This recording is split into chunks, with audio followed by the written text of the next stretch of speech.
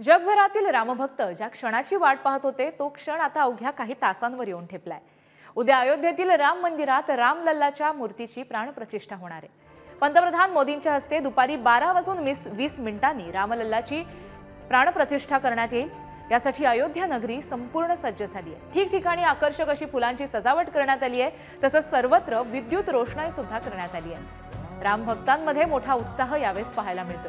अयोध्येतील या सोहळ्याच्या पार्श्वभूमीवर राज्यातही विविध कार्यक्रमांचं आयोजन करण्यात आलं आहे।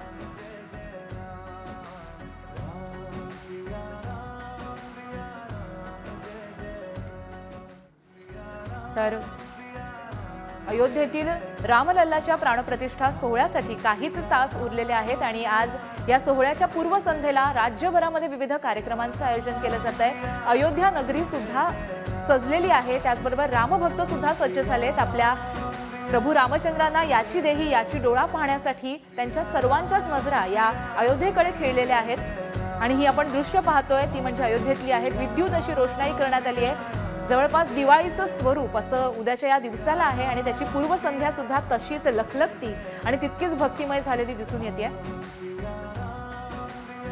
तर याचबाबत अधिक माहिती जाणून घ्या आमचे प्रतिनिधी शिवाजी काळे यांच्याकडून।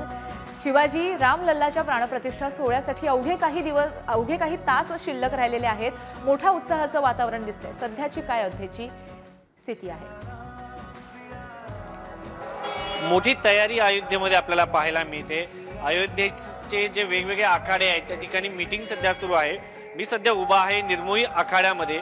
निर्मोही आखाड्याने खऱ्या अर्थानं राम जन्मभूमीच्या आंदोलनाला सुरुवात केली होती आणि जर आपण पाहिलं तर 18व्या शतकामध्ये या आंदोलनाची सुरुवात निर्मोही आखाड्याने केली आणि स्वातंत्र्यपूर्व काळात न्यायालयामध्ये देखील निर्मोही आखाडा गेला। या ठिकाणी राम लल्लाच्या ज्या मूर्ती सुरुवातीला मांडण्यात आल्या यामध्ये निर्मोही आखाड्याचा मोठा समावेश होता। आतापर्यंत आपण पाहिलं असेल की संत मंडळी सशस्त्र नसतात, ते उपदेश देण्याचं काम करतात, मात्र निर्मोही आखाड्याने प्रसंगी शस्त्र देखील उचललेला आहे।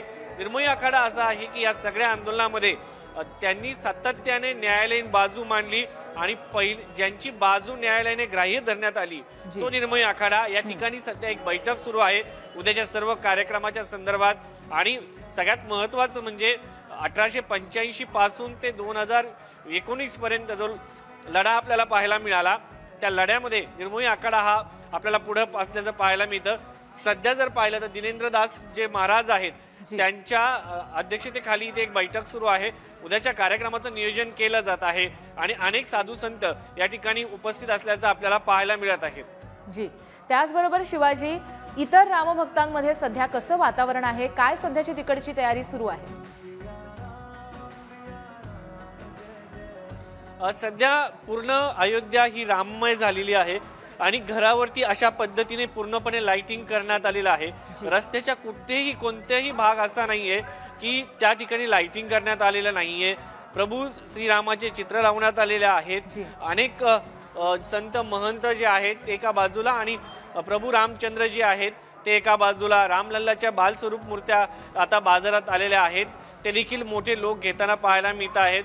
सगळ्यात महत्त्वाचं म्हणजे रामलल्ला पहिल्यांदाच एक बाल स्वरूपामध्ये आणि तेज रूप ते पाहायला मिळणार आहे आणि महाराष्ट्रामधून ही गौरवाची बाब असेल। महाराष्ट्रामधून देखील अनेक लोक या ठिकाणी पोहोचलेले आहेत। महाराष्ट्रातील अनेक लोक जे आहेत बाल रामाचं स्वरूप पाहायला आलेले आहेत आणि त्यांचं म्हणणं असं आहे की आम्ही रामावरती प्रेम करणार आहोत आणि आम्हाला रामाला पाहायचं आहे।